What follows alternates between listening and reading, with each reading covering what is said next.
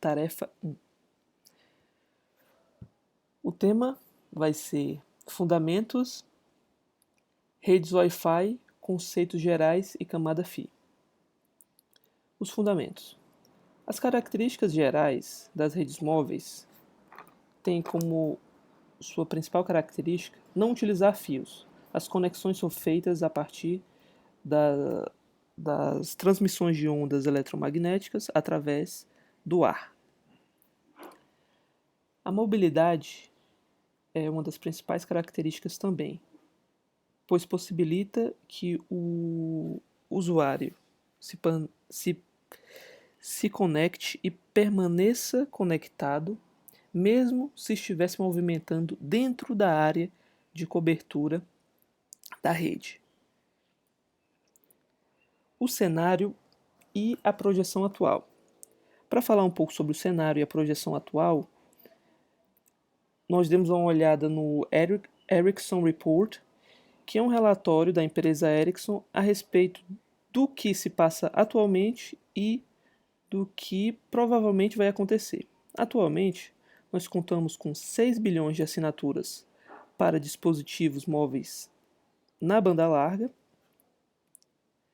Aqui nós podemos ver um gráfico em que nós temos a projeção já em 2018 e avançando até 2024, onde nós observamos uma predominância das tecnologias 3G e 4G em 2018 e uma projeção de que a tecnologia 5G vai tomar uma parte importante do mercado e a tecnologia 4G continuará a ser a tecnologia principal.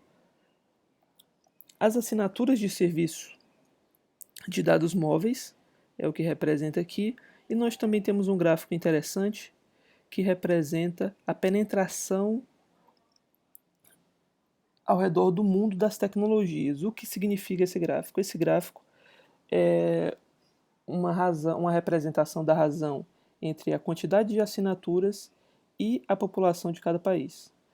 Nós podemos ver que, exceto a África e a Índia, tem mais de 100% da sua população coberta, pelo menos em termos absolutos. Continuando os fundamentos. Os componentes das redes móveis. Nós vamos ter sempre os dispositivos móveis, que podem ser tablets, laptops, celulares, sensores. Nós temos o enlace, que se caracterizaria pela periferia da rede. Nós vamos ter as estações base, que podem ser, no caso, torres celulares, ou access points, no caso das redes Wi-Fi. E nós vamos ter uma infraestrutura de rede. Serviço e tecnologias. Nós podemos ver aqui na figura direita que nós temos várias tecnologias para redes móveis e elas se caracterizam e se diferenciam por duas características principais, que seria a taxa de enlace, ou seja, a taxa de transmissão de dados, e a área de cobertura. No paradigma da camada de rede,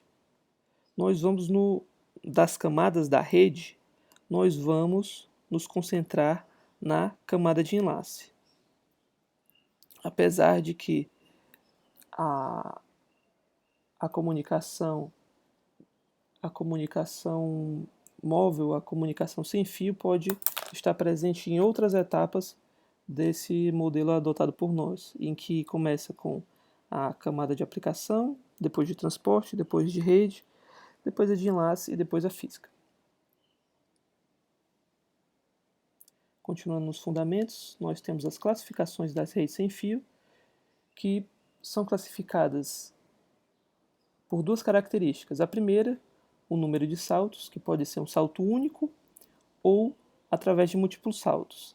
E a infraestrutura, que pode ser ad hoc, ou seja, somente os componentes da rede se conectam, por exemplo, um conjunto de sensores, um conjunto de celulares, um conjunto de veículos, por exemplo, ou com uma infraestrutura em que nós teríamos um conjunto de um ou mais hosts que se conectaria, por exemplo, com uma antena ou um roteador que aí os ligaria à internet ou a outra rede.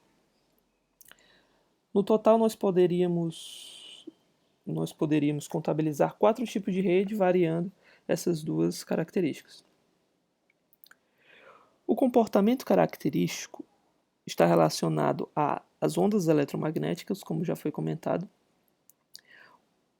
e devido ao comportamento das ondas eletromagnéticas, nós podemos considerar que, no meio físico, ocorre a redução da força do sinal, principalmente com as distâncias. Ocorre também a interferência de outras fontes, as ondas eletromagnéticas podem se sobrepor e se anular, e ocorre também a propagação multivias, que seria uma onda eletromagnética tomar outro formato ou outro caminho dependendo dos anteparos ou possíveis obstáculos que ela encontrar no seu caminho. Devido a essas possibilidades de perder qualidade de sinal, nós precisamos utilizar estratégias como, por exemplo, códigos de detecção e correção de erros, protocolos de transferência confiáveis de dados. Nós temos duas medidas bastante importantes, que seria o SNR, ou Signal to Noise Ratio, que significa quanto de sinal para uma quantidade de ruído nós teremos, quanto maior, melhor para a transmissão, e nós temos o BER, ou Byte Error Rate, que seria uma porcentagem, não, uma probabilidade de ocorrer erro para cada bit. Para cada bit transmitido, qual a probabilidade de ocorrer um erro. Então, nesse caso, quanto menor o BER, melhor. Devido ao comportamento das ondas eletromagnéticas, nós podemos destacar o problema do terminal oculto, que seria, como eu comentei, a situação em que um hospedeiro não conseguiria se comunicar com outro devido a um obstáculo, e o desvanecimento, que pode ocorrer de dois hospedeiros que quererem se comunicar, mas não conseguem devido à redução da força do sinal, principalmente devido a grandes distâncias. Agora, falando sobre o Wi-Fi, é uma tecnologia de rede sem fio e ela possui vários padrões. Como mostrado na figura direita, elas se diferenciam principalmente pela frequência em que atuam e pelas taxas de dados que podem transmitir. Ela é regulada pela I3E e é denominada 802.11. Nós temos vários padrões, como o 802.11b, o A, o G e o N, entre alguns outros.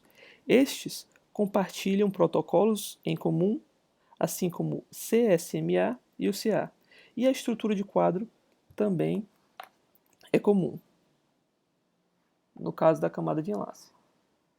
Continuando no Wi-Fi, arquitetura.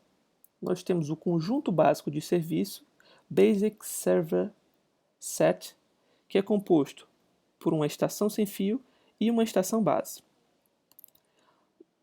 É interessante observar que o endereço MAC está presente em cada um dos componentes do BSS. Canais e associação. Para que o Wi-Fi funcione, é necessário que uma estação base se associe ao access point.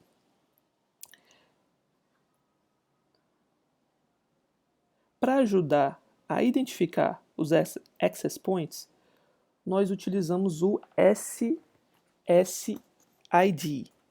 que é uma forma de identificar os access points. Além disso, cada access point pode ainda se dividir em vários canais. No caso dos canais 802.11, geralmente cada access point poderia e pode trabalhar em 11 canais. E geralmente são atribuídos também números aos canais para que seja mais fácil a conexão. Existe uma situação que se chama selva de Wi-Fi, em que uma grande quantidade de Wi-Fi está disponível para um mesmo usuário, ou seja, o mesmo usuário, o mesmo host vai estar dentro da área de cobertura de vários outros access points. Então, para decidir qual canal e a qual access point um host vai se associar, nós temos basicamente duas estratégias para o 802.11, que nós vamos ver logo. E isso envolve varrer os canais e ouvir os quadros de sinalização. Na primeira estratégia, nós podemos destacar a varredura passiva, em que os quadros de sinalização são enviados dos access points e o host detecta qual dos access points ele quer se conectar, com qual ele quer se conectar.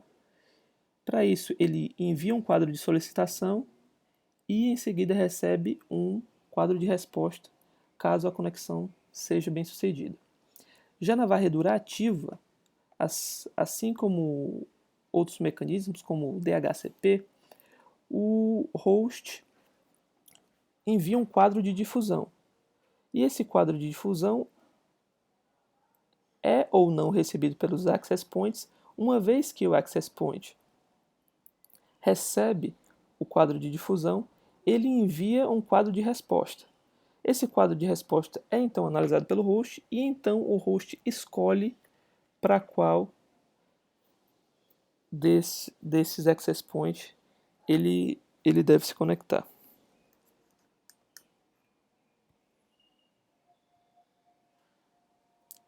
Nós chamamos o primeiro caso de varredura passiva e o segundo de varredura ativa. É isso, obrigado.